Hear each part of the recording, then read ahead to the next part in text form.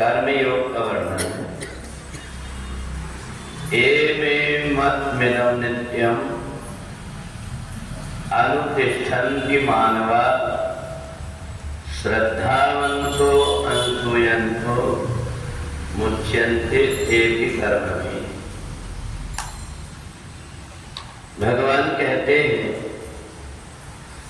कि मनुष्य शरीर में आकर के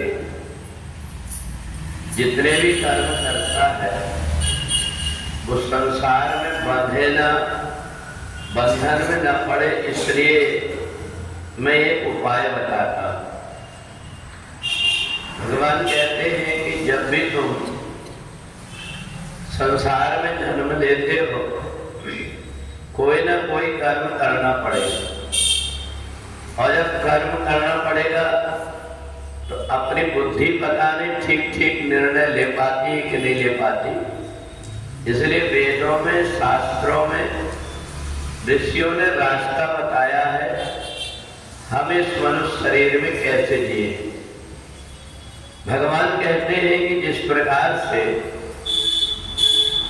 कोई नाव नदी में पड़ी हुई हो और अगर किनारे से उसकी रस्सी ना बंधी हो तो हवा में इधर उधर बहते रहती है। ऐसे ही हमारे द्वारा यदि हम अपने मन को अध्यात्म से की रस्सी से बांध लेते तो हमारा ये मन भी इधर उधर न भटक करके ठीक चलने लगता है। अभी मन से ही व्यक्ति का बंधन होता है और मन से ही व्यक्ति की मुक्ति होती है। इसलिए भगवान स्वयं अवतार लेकर के उनने केवल उपदेश नहीं दिया, करके बताया कि परिवार में भाई भाई को कैसे रहना चाहिए, पति पत्नी को कैसे रहना चाहिए, पिता पुत्र को कैसे रहना चाहिए, सास और बहू को कैसे रहना चाहिए। ये सब कुछ भगवान ने अपने कर्म के द्वारा करके बताया।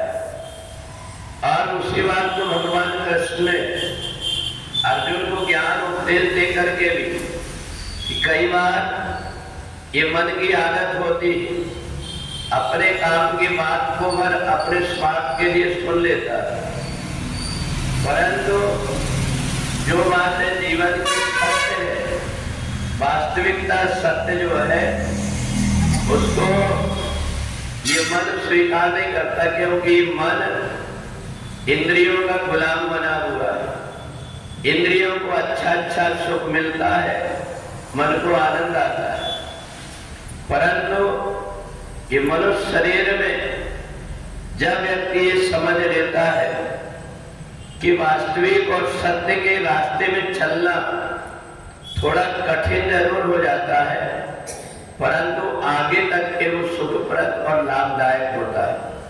और इसलिए तीसरे अध्याय में कर्मयोग बताया कि हम यदि परमात्मा से जुड़कर के परमात्मा से हमने अपने आप के मन को बांध दिया तो यहाँ संसार में आकर के हमको भटकना नहीं पड़ता। राजा जनक का, अष्टावक्र का अनेक प्रकार का उदाहरण देकर के भगवान कहते हैं ये कहीं जंगल में नहीं गए, घर में रह करके ही।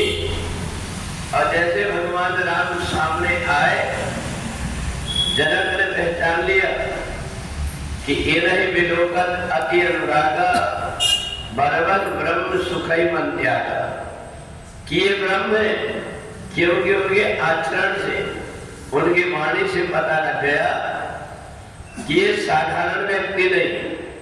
इसलिए भगवान कहते हैं कि तुम अगर सत्मार्ग में चलने लगोगे तो दूसरे व्यक्ति नहीं चाहते हुए भी अपने आप उनके मुख से प्रसन्नता और तुम्हारी प्रशंसा निकल जाएगी कि सचमुच में ये व्यक्ति बड़ा सज्जन। तो इसलिए कर्मयोग में व्यक्ति को संभल करके चलना पड़ता है। बहुत सारे रास्ते संसार में हर व्यक्ति ने अलग अलग ढंग से अपना बताया है, इसलिए परमात्मा को अपनी बात अर्जुन के माध्यम से कहना पड़ा कि संसार में अपने जो नित्य कर्म है, इन कर्मों को कभी मत छोड़ो।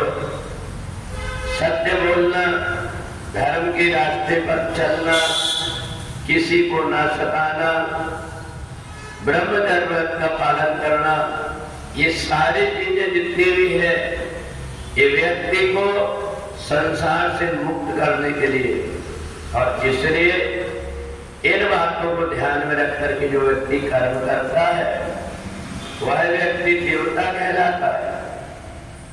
दानव और कोई नहीं, दूसरों की संपत्ति का हरण करने वाला, दूसरों के सुख को देख करके उनको कष्ट देने वाला व्यक्ति ही दानव कहलाता है। जिस समय पर सोम और निशुम्भ ने अपने सेनापति धूम्रलोचन का पद देखा, बड़ा क्रोधित हो गया।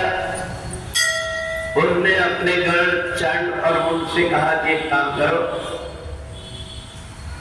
मेरे को ऐसा लग रहा है कि वो स्त्री कोई साधारण नहीं है, इसलिए बहुत सारी सेना लेकर के तुम जाओ और उसको या तो बाल पकड़ करके घसीट करके ले आना, बांध करके ले आना, और यदि ये भी ना कर सको तो उसकी हत्या कर देना। चंड और मुंड जब सब प्रकार की सेना को लेकर के चले, उस समय आदिशक्ति भगवती जगदम्बा हिमालय पर्वत पर खड़ी होकर के मंद मंद मुस्कुरा रहे थे।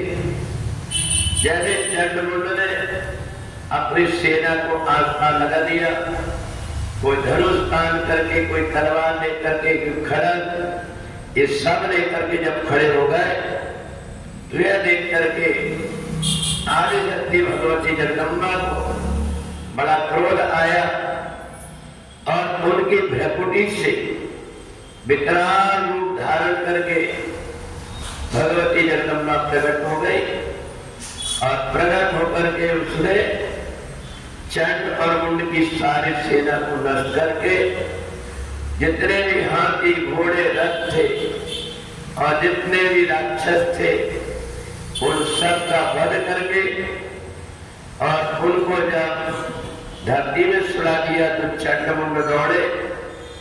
भगवती जगदम्बा ने हम का उच्चारण करके चंड का सिर काट दिया, और जैसे मुंड दौड़ा तो उसको भी अपने खड़ग से लेकर के जब वध कर दिया।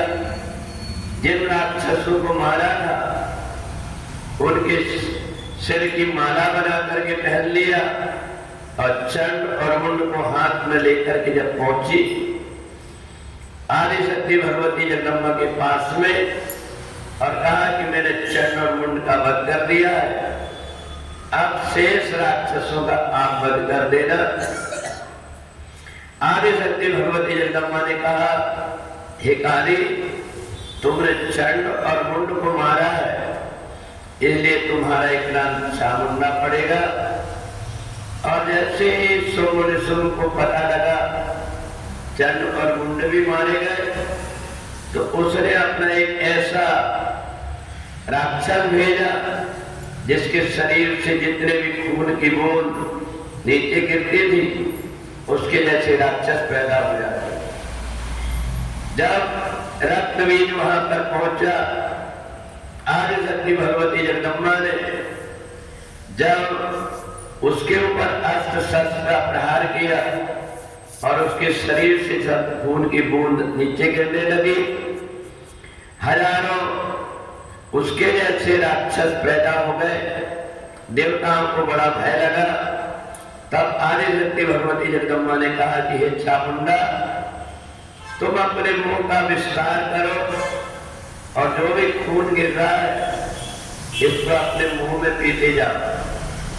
चंडी ने वैसे ही किया। आदिशक्ति भगवती जगदम्बा ने जितने भी राक्षस थे उनको मारना शुरू किया। रक्तबीज के शरीर से जब खून की धार बहने लगी, उसके जैसे जब राक्षस पैदा हो तो वो मुंह बड़े करने के कारण मुंह में ही गिरते थे और चढ़ने का उनको छवा जाती थी। थोड़ी देर में ही उसके शरीर का पूरा खून बह गया और आदि शक्ति भगवती जगदम्बा ने उसका वध कर दिया। तो इस प्रकार से आदि शक्ति भगवती जगदम्बा के जो चरित्र है, नवरात्रि में जो भी व्यक्ति सुनता है उसकी बुद्धि पवित्र होकर के आदि शक्ति भगवती जगदम्बा की उसके ऊपर कृपा होती है। इसलिए जब शुंभ और निशुंभ ने देखा कि मृगवीर भी मारा गया, तब उसको लगा कि नहीं, अब मेरे को कुछ विशेष करना पड़ेगा। तब जाकर के शुंभ और निशुंभ दोनों बहुत सारी सेना को इकट्ठी करने लगे और बाद में भगवती जगदम्बा से युद्ध कर। बोली जगदम्बा मैया की।